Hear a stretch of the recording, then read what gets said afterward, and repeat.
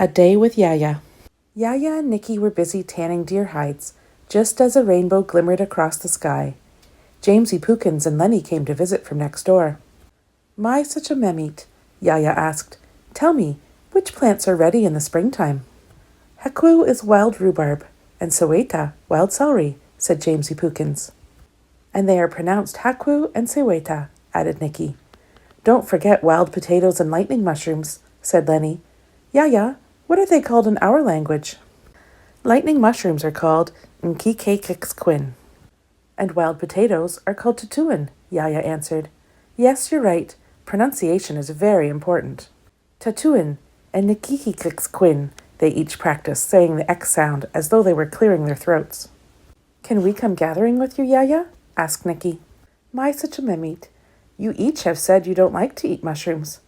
"But we love gathering with you, Yayah," Lenny and Jamesy exclaimed. "Such a memmeet means children," Nikki said carefully, pronouncing each syllable. Every day the children learned new words, and such a memmeet was yesterday's word. Yayah quickly phoned their parents and packed lunch for everyone. Nikki's braids were poofed out everywhere. "Oh my goodness, Nikki, your hair is a mess," said Yayah, rebraiding her hair. Then she put a scarf on Nikki's head. Yayah wore a scarf too. Her braids were long and silver. "Honk honk, let's go!" Everyone climbed into Auntie Karen's red minivan. Jamesy, Lenny, Nikki, Yayah, Grand Auntie Susan, and Grand Uncle Chester. "We always take the whole reserve everywhere we go," Nikki said. "This isn't the whole reserve, my nickel," Uncle Chester laughed. "We could easily fit 4 more.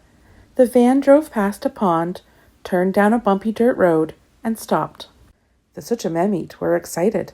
"Keep your hats on, watch out for wood ticks, and don't wander away." "Okay, Yayah," they sang out happily. "Let's check if the Hakwu and Tatuin are ready first," said Yayah as she walked toward the pond. The Suchameet followed, watching carefully for tiny white flowers and the green shoots of the Hakwu, growing along the edges of the pond. These tender new plants can only be harvested in the springtime. It was a little bit early, but the weather was perfect. When Yayah found the Hakwu, she prayed and gave thanks for their first spring harvest. "Kwaukwashatep, Creator, for nourishing my family today." Then she picked one plant and peeled back the skin. It was crunchy and bright green between her teeth. As they happily harvested the Hakwu, Auntie Karen gathered Seweta. "Let's look for Tatuin," said Yayah. They looked and looked, but they couldn't find Tatuin anywhere. "Their blossoms are very small and delicate, and their season is short," explained Auntie Karen. "It's very important that all plants and mushrooms are carefully examined and identified before you eat them." Yayah explained, "Some plants are very poisonous. Does anyone see a poisonous plant nearby?" The Sachamemeet looked everywhere. They saw fragrant pine trees, wildflowers, and tall grass. All around them the birds were singing. Then they saw some low shrubs with shiny dark green pointy-tipped leaves. "Poison ivy!" all 3 kids hollered at once. "Yes, don't touch the poison ivy," said Yayah. "It can cause a painful rash." "You can treat the rash with cucumbers, oatmeal, or calamine lotion," said Nikki. "Right, Yayah?" "Yes, my girl," Yayah answered. "But it depends on how severe the reaction is. Every person and every plant is different." "Who knows what lightning mushrooms look like?" Yayah asked. "They are golden brown, like marshmallows roasted on a willow stick." Jamesy was smiling. "Right before it catches fire," Lenny hollered. Everyone laughed. "Good remembering," said Auntie Karen. "Why are they called lightning mushrooms?" "Because they grow on the grassy circles after lightning hits," Nikki answered. "I see some," Lenny hollered.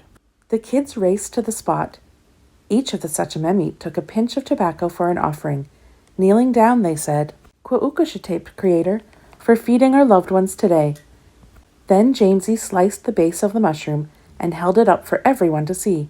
"Who can tell me the name of this plant?" said Yayah, pointing to a patch of bright yellow flowers on the hillside. "That's a sunflower," responded Lenny. "Shuuksuem. They are also called arrowleaf balsam root," said Nikki, as she looked at the leaves and stem. "We peel and eat the stems raw in the springtime," said Jamesy, "or they can be steamed." "That's right," said Yayah. "It looks similar to a wildflower called arnica. Arnica is a powerful medicine, and it isn't safe to eat. That's why it's important to correctly identify plants before you harvest them," said Nikki. "Right, Yayah?" "That's right." Pointing at a bush by the creek, Yayah asked, "What kind of bush is that?" The kids looked closely at the leaves, and Lenny picked a dried-up furry berry. "Silver willow," they answered. "What is it good for?" asked Yayah. "You soak them, scrub off the meat, and then, using a needle and thread, make the seeds into beads," Nicky said proudly. "Then we make necklaces out of them." What a beautiful day. In our language, Kwakwemta means beautiful. Today we will learn the word Kwakwemta, said Yayah. Kwamkwenta. The children carefully sounded out their new word. The kwa sound is made at the back of your throat. Kwamkwemta. It's a beautiful day, said Nicky. I'm hungry, said Lenny and Jamesy Pookins. Me too, agreed Yayah. When she found a good log to picnic on, she hollered. Lahahuncha. Lunchtime. La'auncha. Nicky hollered. After everyone sat down, Yayah handed out cups of hot sweet tea. Nicky gave everyone salmon sandwiches. We looked everywhere for Tatuan, but we never found any, Karen said, disappointed. That's okay, my girl. They can be finicky, Yayah responded. Now, what will we do with the riches from our Tmui Ixwa, our beautiful land? I will jar my suweta and eat my hakwu, Auntie Karen said happily. We'll fry them up in butter as soon as we get home, Uncle Chester added. We need to save some water for winter, Auntie Susan scolded. We'll be drying our mushrooms. Remember to check for wood ticks, Jamesy Pookin shouted. I wish lightning mushrooms tasted like roasted marshmallows, said Nicky.